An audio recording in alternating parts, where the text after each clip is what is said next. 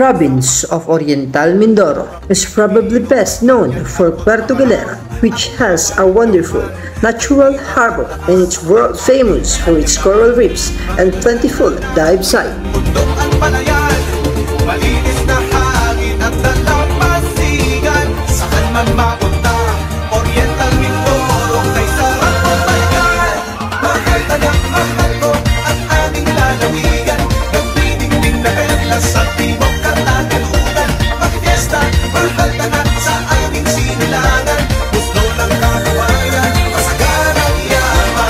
Mahal Tana. Mangyan ay kikilalan, halkon ay aakyatin, tama raw ay pagtitibayin, na one lake ay tatahakin. This is the fourth treasure found only in Oriental Mindoro. It will also be the guide for moving forward in the future and reaching prosperity.